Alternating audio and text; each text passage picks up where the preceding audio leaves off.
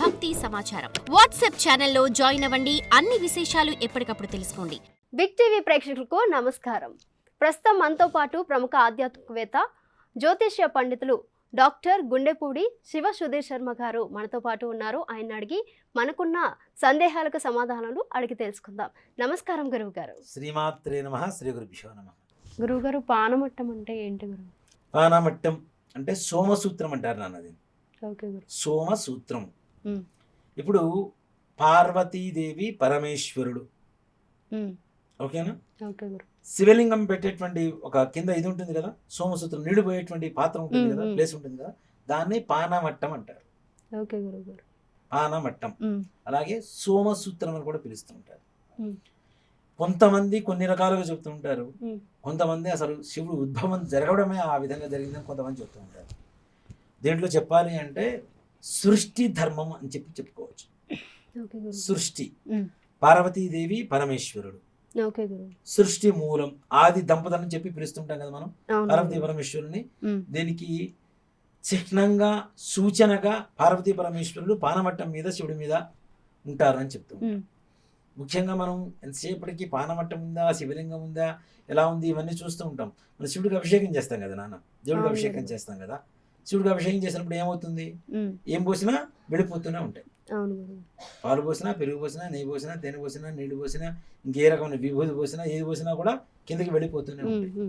ఇవన్నీ కూడాను బయటికి వెళ్ళిపోతూ ఉంటాయి. అవునా? వెళ్ళిపోతున్నప్పుడు దాని పరమార్థం ఏంటి మనకి? నీకు కలియుగం అంటే నువ్వు బ్రతుకుతున్నటువంటి జీవితంలో ఏవి నీ వెంట రావు, ఏది పోసినా ఇలానే వెళ్ళిపోతూనే ఉంటాయి. నీ జీవితంలో వచ్చిన ప్రతి ఒక్కటి కూడా వెళ్ళిపోతూనే ఉంటుంది, కానీ నీతో ఏది ఉండదు అని చెప్పడమే శివుడికి అభిషేకం చేసేటువంటి పరమార్థం. మరి శివుడికి పూజ ఎందుకు చేయాలి, అభిషేకాలు ఎందుకు చేయాలి అంటే, శివుడు ఎక్కడ ఉంటాడు మనకి ఎక్కువగా? శ్మశానం కదా. చాలా మంది కూడా మన గుళ్ళలో పోయి వెతుకుంటాం, అసలు ఉండేది ఆయన శివుడు శ్మశానం. ఎందుకు ఉంటాడు శ్మశానంలో? ఎందుకు ఉండాలి ఆయన? చక్కగా మంచు కొండలు ఉన్నాయి, హిమాలయాల్లో పోయి కూర్చోవచ్చు కదా. కానీ మనిషి బ్రతికున్నంత కాలం కూడా తల్లి, తండ్రి, భార్య, అక్క, చెల్లి, తమ్ముడు, కొడుకులు, కోడళ్ళు, అల్లుళ్ళు, మామ, మేనమామలు, మేనత్తలు, బాబాయిలు, పిన్నులు, స్నేహితులు, హితులు, ఇంతమందితో తిరుగుతూ ఉంటాడు. శ్మశానం దగ్గరకు వచ్చేసరికి ఏమవుతుంది? అందరూ కూడా దూరంగా వెళ్ళిపోతారు. ఒక్కసారి నిప్పు పెట్టిన తర్వాత ఏమవుతుంది?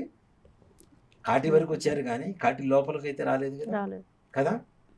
అప్పుడు ఆత్మ ఘోషిస్తూ ఉంటుంది, అరే నా వాళ్ళు అనుకున్నాను, అందరూ నా వాళ్ళే అనుకున్నారు, ఇదంతా నాదే అనుకున్నాను, ఎవరు ఏది నాతో రాలేదే, నన్ను ఒంటరివాణి చేశారే అని చెప్పి ఆత్మ ఘోషిస్తూ ఉంటే, అరే ఎంతమంది ఎలా నిన్ను వదిలిపెట్టి వెళ్ళిపోయినా నేను నీకు తోడున్నాను రా అని చెప్పి ఒళ్ళో పడుకోబెట్టి ఆత్మ ఘోష తగ్గించడం కోసం పరమేశ్వరుడు శ్మశానంలో ఉంటాడు. అందుకుంటాడు శివుడు శ్మశానంలో. ఆయన పని పాటలేక కాదు, మన కోసమే ఉంటాడు ఆయన. అందుకనే భూతనాథుడు అని చెప్పి పిలుస్తున్నాం. ఈ సోమసూత్రం ఇందాక చెప్పుకున్నట్టుగా మనం ముఖ్యం విషయానికి వస్తే పార్వతీదేవి స్వరూపంగా పిలుస్తుంటాం. పార్వతీదేవి స్వరూపం. దాంట్లో శివలింగం, శివుడు, ఇద్దరి కలయిక, సృష్టి మనకి ప్రత్యక్షంగా కనపడుతూ ఉంటుంది. అదే సోమసూత్రం. ఈ సోమసూత్రం ద్వారా వెళ్ళేటువంటి ప్రతి ఒక్క వస్తువు కూడాను బయట చండీశ్వరుడు అనే శివాలయానికి బయట ఉంటాడు. వాటర్ బయటకు వస్తుండే కదా, ఎక్కడ ఏ ముఖంలో ఉన్నా నీళ్లు మాత్రం ఉత్తరం వైపు నుంచి బయటకు వస్తాయి. శివుడికి అభిషేకం చేసింది ఆ ఉత్తరం వైపున చండీశ్వరుడు ఉంటాడు. కాబట్టి ఈ చండీశ్వరుడు లోపలికి వీళ్ళిద్దరూ కలిసి ఉన్నప్పుడు లోపలికి ఎవరు రాకుండా ఉండేది కాపలా ఉంటాడు బయట. అందుకని చండీశ్వరుడికి పరమేశ్వరుడు ఏమని వరమిచ్చాడు అంటే, నా మీద పడేటువంటి ప్రతి వస్తువు కూడా నీకే చివరికి ప్రసాదంగా మారుతుంది. బిలవదలం కావచ్చు, విభూతి కావచ్చు, గంధం కావచ్చు, ఏవైనా సరే. అందుకని మన శివాలయంలోకి వెళ్తే చాలా మంది కూడా తీర్థం తీసుకోవద్దు, విభూతి తీసుకోవద్దు అని చెప్తారు. తీసుకోవద్దు అని చెప్పడం అనేది తప్పు మాట. తీసుకోవచ్చు. ఎలా తీసుకోవాలి? ఇప్పుడు మీ ఇంట్లో వచ్చి మీ పర్మిషన్ లేకుండా మీ వస్తువులు తీసుకుంటే మీరు ఊరుకుంటారా? కదా. ఇక్కడ శివుడు ఆయనకి అనుగ్రహించాడు, మొత్తం నీదే, నా మీద వచ్చేటువంటి ప్రతి వస్తువు నీదే అని చెప్పాడు కదా. అందుకని మనం తీర్థం తీసుకున్నా, విభూతి తీసుకున్నా, చండీశ్వరుడు దగ్గరికి ఆ నీళ్లు బయటకు వచ్చే చోట చండీశ్వరుడు ఉంటాడు కాబట్టి అక్కడికి వెళ్ళి ఆయనకి చూపించి ఒక చిటిక వేసి, ఇది నేను తీసుకుంటా, ప్లీజ్ గివ్ మీ పర్మిషన్ అని చెప్పి దగ్గర పర్మిషన్ తీసుకొని అప్పుడు తీర్థం తీసుకోవాలి. గురువుగారు మా ప్రేక్షకులకు మంచి చక్కటి పరిహారాలు సలహాలు ఇచ్చినందుకు ధన్యవాదాలు గురువుగారు. అలాగే మీ అమూల్యమైన సమయాన్ని మాకు వెచ్చించినందుకు ధన్యవాదాలు. శ్రీమాత్రే నమః. శ్రీ గురుభ్యో నమః. సర్వే జనా సుఖినో భవంతు. చూశారు కదా, మీకున్న సందేహాలను కూడా కామెంట్ రూపంలో తెలియజేసి మీ సమాధానాలని పరిహారాలు తెలుసుకోండి.